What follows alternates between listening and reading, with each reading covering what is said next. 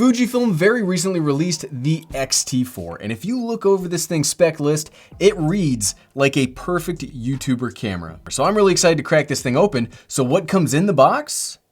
Let's find out.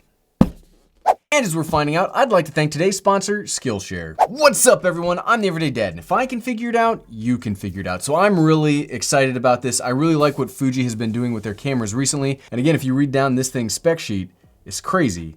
And thanks to folks over at B&H Photo for letting me borrow this X-T4. Crazy stuff. So let's, you know what, we're not gonna talk about it too much. Let's just crack this box open because I'm really excited. And something that I do like about what Fuji does is they do make really nice packaging material. One of the things camera companies can do to win me over is have nice material. Like, don't nobody wanna buy like something this expensive, like a $1,600 camera, and get like a junky box?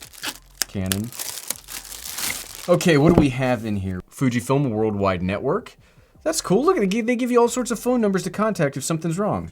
That's great. Capture One, which is kind of a necessary evil when you deal with cameras with this kind of sensor. Caution. Do you know what we do with caution around here? We throw it to the wind. I gotta give that back. We put caution back in the pile. Product registration. Do not return this product to your place or purchase before contacting. Stop. They're being very serious. Then you got the digital camera, the owner's manual, and 2 languages. I love it. I love companies that promote literacy.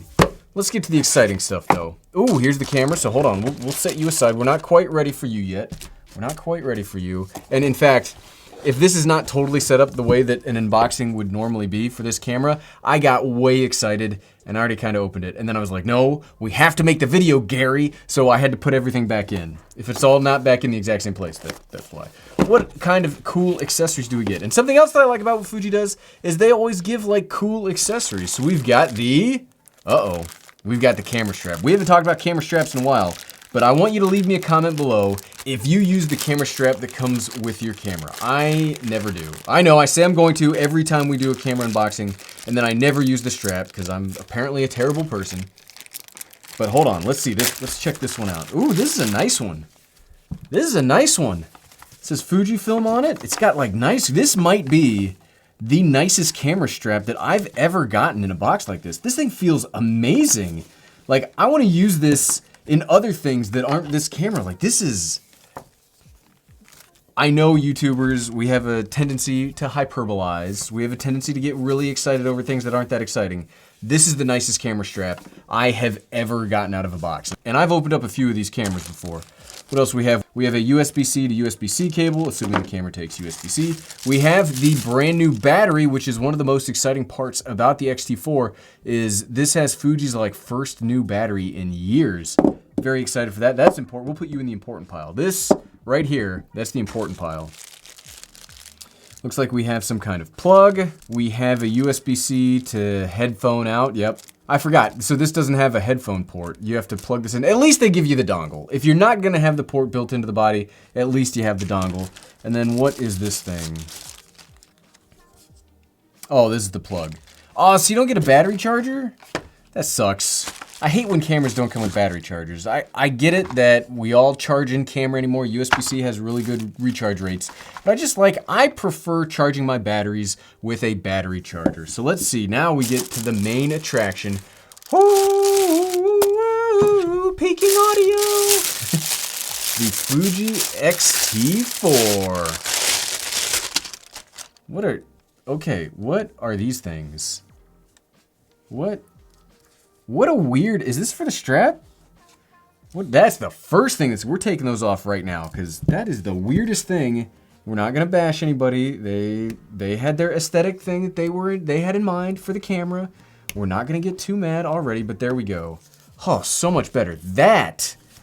Man, that is much bigger. I haven't had an X-T3 in a while, and it feels like much bigger, but not like overly big. I do like Fuji continues to have all their like manual dials up here, all the analog stuff. I actually really like this. I know this is kind of like a divisive thing in the camera community, whether or not you like these dials. I like being able to see without having to look at I'm looking at my 3 cameras right now. Without having to look at the monitor, I like being able to look at the top of the camera and seeing what's going on. And not just seeing, but I don't have to then, you know, mess with the dials. I can be like, okay, I'm at 60th shutter speed. Okay, now I'm at 125 or whatever I need to set it at 400 ISO, I can move it up and down. I really like these dials. The body feels really good, and what's the most important part about this whole camera? It's got a fully articulating screen on there. Like, holy cow. The XT200 had it, the XA7 has one, and now the XT4 has it, which basically, like, this thing has internal in-body image stabilization, a flip screen and phase detection autofocus. What else is there? I'm really excited to dig into this thing, but the body feels great. Looks like we got a customizable button here on the front. We got the lens mount. Here is the X-Trans sensor, and that X-Trans sensor is part of the reason why you kind of got to use Capture One. You can't get as much out of like Lightroom if you're trying to take raw photos with this thing, but a lot of people just use this for JPEGs. You got the rotating dials if you do want to change stuff in the menus and you don't want to use the physical dials. Joystick, on-off AF buttons. Got menus, toggles, display. The new battery, we'll try that out in a second. It does have this kind of connection, which is much like the Panasonic connection. So if you're using a battery grip, the power goes through here, and you can have a battery in the camera and then 2 in the grip, which is awesome. 1/4-inch tripod mount on the bottom. Let's check out this screen. I was kind of nervous. Totally honest with you, I was really nervous after using the XT200, and I used an XA7 a little bit last year. Their mechanisms for their flip screen were real junky. Did not inspire confidence that much. And when I was like, oh, they're getting a flip screen for that, they're probably just gonna reuse that same mechanism, but they didn't. It feels really good. We've got dual SD card slots, which is nice. Our ports over here. We've got USB-C and micro HDMI. Fuji, like, at least give us mini. At least give us mini. With the video specs inside of this thing, that really sucks. I hate micro HDMI, and you may be like, oh, everyday dad, why are you caring about ports? If you've ever used micro HDMI, you'll know that they fall out all the time. They put lots of stress on the camera itself. I just don't like it. Then we've got remote and mic. So yes, you do not have headphone. You'll have to use the USB-C to get headphone out. But the body feels, this is a good feeling camera mode. You've got still and movie mode. I like it. Okay, what we're gonna do, we're gonna charge up the battery just a little bit, and we're gonna mess around with the menu systems. Then we will do like an indoor image quality test of the camera. So, okay, and we are now back. We've got, I don't know how, we only were able to let it rest for like 15 minutes because I'm just too darn excited. I'm ready to get into this camera. So let's see how it works. With the battery, this feels fairly substantial, much more so than, it feels pretty chunky. Feels pretty chunky. Let's turn this sucker on. Okay, cancel. Okay, menu. Now, one of the things that, if you know me, you know that I do not like Fuji's menu systems. And I think part of the problem is Fuji puts so much stuff in here. Like, look, we've got 4K, we've got DCI 4K, we've got full HD, we've got full HD at 17:9. You've got so many options. You've got 4K that you can do at 100, 200, 400 megabits per second. You can do long GOP, you can do intraframe codec. You have so many options. You have so many options. And I know that, like, why are you complaining about so many options? It's just because the way that they ended up putting this all together, I'm not that big of a fan of. This might be a touchscreen, I don't know. Again, we literally just took it out of the box. But it looks very similar to the XT3, the XT30 that I've tried.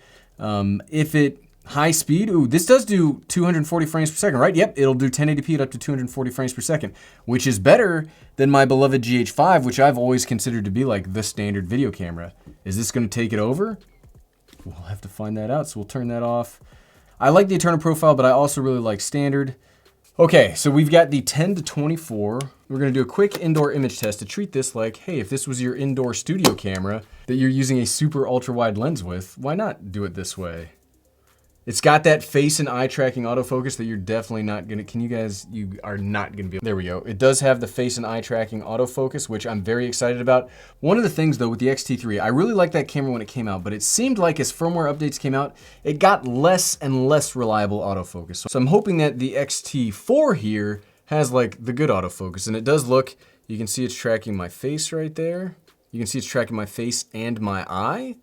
So we don't even have it, hold on, I gotta grab an SD card too. If this is your first time here in the Everyday Dad, welcome. This is where we totally forget to bring lenses and SD cards and all sorts of stuff when we're doing unboxings, because why wouldn't you have them? Okay, looks good. Let's crank up the ISO a little bit because this is a relatively slow lens. Okay, now we are on the Fuji X-T4 with the 10-24. This is in the standard picture profile. I haven't done anything. I'm not gonna grade it. It's just the exact same light, everything you saw earlier. Here's the cameras that are still going. And yeah, this is the indoor image quality. One of the things that I'm always impressed about Fuji is they have very, very, very good skin tones right out of camera. And I assume, looking at the screen right here, that it hasn't changed here with the X-T4. Here, can we zoom in?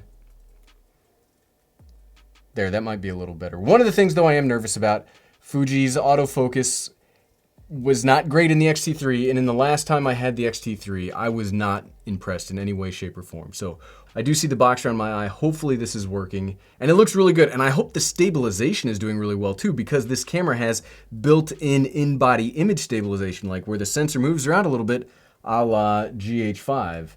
So how's that looking? Let me know how the stabilization's looking, because like my arm, this is starting to get heavy, and my arm's starting to hurt. So I assume the camera's gonna be shaking around a little bit, but it looks real good looking at that rear screen. So again, this is the indoor image quality of the Fuji X-T4. And that brings me to the sponsor of today's video, Skillshare. Skillshare is an online learning community that offers membership with meaning, with so much to explore, real projects to create, and the support of fellow creatives. I mean, heck, I've got to say personally that between my full-time job and running this YouTube channel, I have very little time to learn new and exciting things. What's awesome about Skillshare and their huge variety of courses is you can do it at your own pace. The next one on my list that I really want to take is the color grading from beginner to advanced in Final Cut Pro X by Miles Fernley. As you know, I've been dabbling in a little more post-processing of my own work, and I look forward to using this course to take my own production to the next level here soon. And what's awesome is the first 500 of my subscribers to click the link in the description below will get a 2-month free trial of premium memberships, so you can explore your own creativity. And also, thanks for watching.